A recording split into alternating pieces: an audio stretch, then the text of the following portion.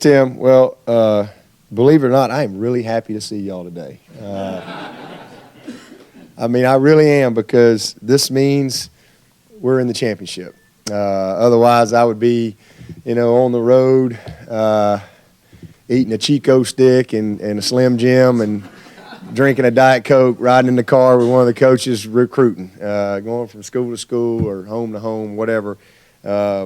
But man, when you're having a press conference this time of year, and that means you've had a heck of a year. And, man, it's awesome to be a part of the championship. And appreciate you reminding me of that. I mean, that just is crazy for me to even kind of wrap my mind around my 100th game. And I think that's pretty neat.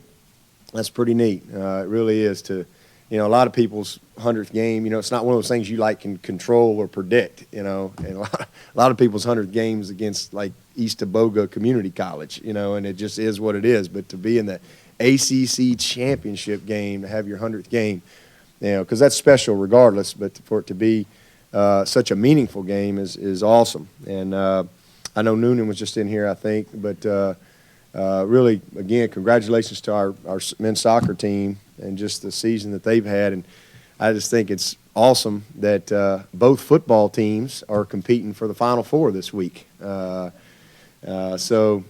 that's pretty neat. That's pretty neat. And really happy for all the players involved in that. But I'm proud of our team. I'm proud of our staff for just an incredible year. What a great year it's been. Been special in every regard. To finish 12-0 with our regular season is obviously first time it's happened in 34 years, and we're going to try to not wait that long to do it again. I hope that it won't be 34 years before we have an undefeated season around here again. But I also want to congratulate all of our all ACC players. I mean, I think we had a record 18 guys, counting Dodd. I think he made honorable mention, which is amazing to me. But 18 guys making all conference, and including every offensive lineman, all of our starting offensive linemen. I just think that is just incredible, and also want to congratulate Coach V being named a finalist for the Broyles Award. Much deserved. And certainly, hope that he wins that. And just a great job by our staff. But, again, it's a privilege to compete for the title. North Carolina, impressive. I mean, impressive team, really. Just as I've had a chance to really dial into them and look at all phases of the game, this is a complete football team. And that's why they're a champion. They've won 11 straight, and I think this is a great matchup. I really do. Looking at their offense, first of all, they're all back. I mean, I think they lost one player off of last year's team. So everybody's back. They've got good depth. There's really not a weakness when you look at their offense. There really isn't. I mean, they've got a dynamic quarterback that can throw it and run it. They're good up front. They've got speed and skill all over the field with the backs and the tight ends and the receivers. So this is a complete offense, so this is a great matchup. There's no question about it. Got some playmakers. I mean, they scored 35 points on us last year, and we had a pretty good group. They hit 3 big plays on us. Little number 3 had 2 touchdowns on jailbreak screens. Just fast and ran away from us. They had a big 3rd and 1, about a 75-yard play action pass on us.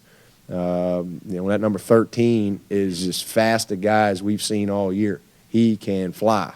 So he went up and mossed, McKenzie last year in the end zone. Took one, just went up and took it right over the top of his head. Got great ball skills. So they're an explosive group. And a ton of big plays, and the reason they've had so much success, like us, is they're very balanced. And when you can have that type of balance in your offense with great skill, then you're a problem for people. And so very similar to us in a lot of ways offensively, but they were that last year too. The biggest difference for them is the defense. I think Coach Chiswick has done an incredible and he's a finalist for the Bulls Award too, and he should be. He has done an incredible job. They've got an excellent scheme. They've not given up near the big plays that they gave up last year. They've created a ton of turnovers, a ton.